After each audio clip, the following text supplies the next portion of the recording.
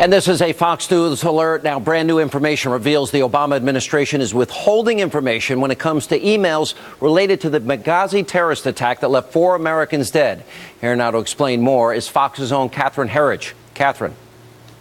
Sean, we're learning more tonight about administration efforts to develop a media strategy after Fox News reported 2 weeks after the Benghazi attack that the intelligence community knew within 24 hours that it was terrorism. The Fox News reporting from September 27, 2012, ran counter to the president's statements and those of senior administration officials. The Fox report was the subject of a 7-page email chain, which was partially released to the conservative group Judicial Watch as part of its federal lawsuit. Dennis McDonough, the president's deputy national security advisor during Benghazi, John Brennan, the former White House counterterrorism advisor, and presidential communications advisor Ben Rhodes, whose September 14th email linked the video to Benghazi, were all part of the discussion. A 7-page dialogue concerning one Fox News report, to me, demonstrates an alarm bell situation where they are reacting to and trying to shape a response. The contents of those emails are being withheld because government lawyers told a federal court, quote, "The release of this information could reasonably be expected to chill the frank deliberations that occur when State Department and other U.S. government officials are formulating public responses to address sensitive issues." Separately, Fox News has confirmed tonight through a senior Hill source that the Select Committee will have 12 members, 7 Republicans and 5 Democrats if the Democrats choose to get involved. Sean.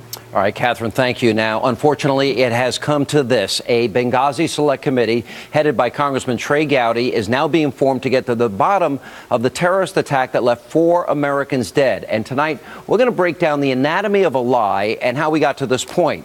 Now, immediately after the attack in Libya, instead of telling you, the American people, the truth, members of the Obama administration began politicizing this tragedy. Take a look. This is a fairly volatile situation, and it is in response not to United States policy, not to, obviously, the administration, not to the American people. It is in response to a video. Some have sought to justify this vicious behavior along with the protest that took place at our embassy in Cairo yesterday as a response to inflammatory material posted on the internet.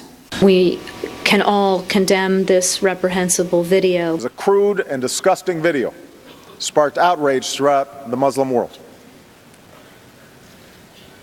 Now, I have made it clear that the United States government had nothing to do with this video. Now, everything you just heard was nothing more than a fabricated and calculated lie by members of the Obama White House. Now, we have the emails, the documents, and the sworn testimony to prove it. But first, let's start with the latest piece of evidence that's been uncovered. Now, last week, thanks to the efforts of Judicial Watch, we were given the smoking gun, an email written by this man, Deputy National White House Security Advisor Ben Rhodes. In this, he provides talking points to Susan Rice ahead of her now infamous 5 Sunday show appearances. Now, the document reads, quote, "To underscore that these protests are rooted in an internet video and not a broader failure of policy." Now, there's the hard, cold proof. They wanted everyone to just blame it on a video. But this recently released email isn't the only cold, hard evidence that we have.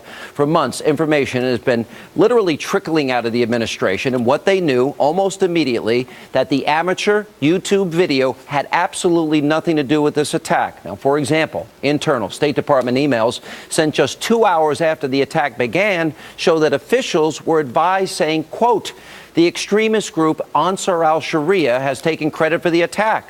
And just a few hours later, another email said that after talking to the Libyan president, he said, quote, when he said his government suspected that former Gaddafi regime elements carried out the attacks, "I told him that the group that conducted the attacks, Ansar al-Sharia, is affiliated with Islamic extremists." Now, however, despite this information, all references to Ansar al-Sharia were completely stripped from the official talking points memo. And so the White House spin machine began blaming an amateur YouTube video for this attack. But no matter how hard they tried to hide it, the truth would eventually come out. Now, remember, almost immediately after the administration began politicizing the tragedy, the Libyan president, he said this. Would you call the attack on the U.S. consulate in Benghazi an act of terrorism? I have no doubt about that. and it's a pre-planned act of terrorism directed against American citizens. This was a pre-planned attack, not No doubt. in reaction to a controversial movie? Yes, I have no doubt about this. Do you think the movie had anything to do Of with course. this attack on the consulate? Not on this attack. Not on this attack. It has nothing to do with this attack. Now, as if that information wasn't enough, we also have sworn testimony from people who are on the ground contradicting what the administration was telling you, the American people. For instance, there was the testimony of this man, Gregory Hicks. Now, he's the former deputy chief of mission for the U.S. in Libya. He was on the ground in Benghazi the night of the deadly attack and reportedly spoke to Ambassador Stevens just hours before Ambassador Stevens was killed. Watch this. Would a highly decorated career diplomat have told you or Washington had there been a demonstration outside his facility that day? Yes, sir, he would have. Did he mention one word about a protest or a demonstration? No, sir, he did not. The YouTube video was a non-event in Libya. Okay. And did you know about that within a couple days or the day of? Yes. Okay.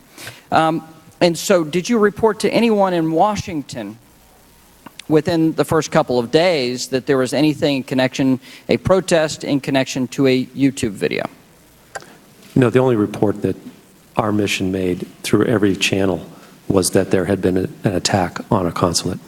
Now, he never blamed a spontaneous demonstration. He didn't talk about a YouTube video. Nobody did, other than the Obama White House.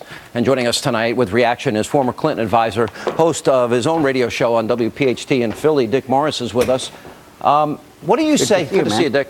What do you say when you have one lie after another when they were told within 24 hours they knew it was an attack and they were told who it was from? Well, a cover-up, an effort to avoid political harm. The question is whose cover-up? And my wife Eileen uncovered evidence the other day that we put out in a column yesterday that this was really something that may well have originated with Hillary.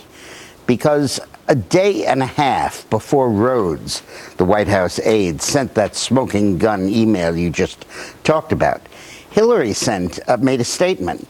And embedded in that statement was the exact same language that Rhodes used, word for word. I have it right here. Now, she made this the day before Rhodes released. 36 hours before 36 hours. And what she said, let me state clearly, the U.S. had absolutely nothing to do with this video.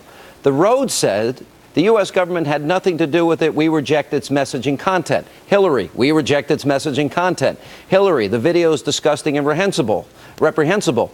Rhodes, we find it disgusting and reprehensible. Yes. So you're saying and because then it was they both say there's no justification for violence from it. It's an identical statement. Right. And so there are two questions. First, did Hillary's statement form the basis of that smoking gun email?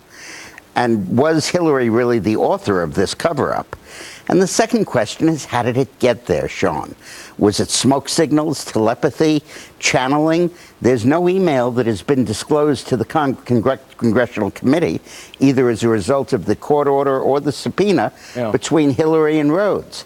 So are they covering up yet another email? Well, we have to. Or did he get it from the newspaper? Well, I think Trey Gowdy's a well-known prosecutor, hasn't lost many cases in his life. As a matter of fact, I think 0 as prosecutor. So the next question I want to know is, when they were told otherwise from the people on the ground, no spontaneous demonstration, no YouTube video connection, they manufacture this lie, they cover it up, 4 Americans are dead. What if this, compare it to example to Watergate. You know what I think your question is, Sean? What difference does that make? And I think the difference yes, Hillary. Yeah. The difference is very clear. 4 dead Americans. If it, to the extent that it's Obama's cover-up, it was obviously related to the election, so that he could still say he had killed terrorism when he killed bin Laden. But if it was Hillary's cover-up, because she was the first one out of the gate talking about it, it's because she didn't want anyone to pull up the warnings that Hillary had. She didn't want anyone to talk about why they didn't send reinforcements and why they took away half of Chris Stevens's bodyguard before the attack. Oh, okay. We're going to continue to follow it. I think they've been caught in a lie. It'll be interesting to watch the American people's reaction. 72% now want an answer here. All right, Dick, good to see you. Thank you. Welcome back in the studio.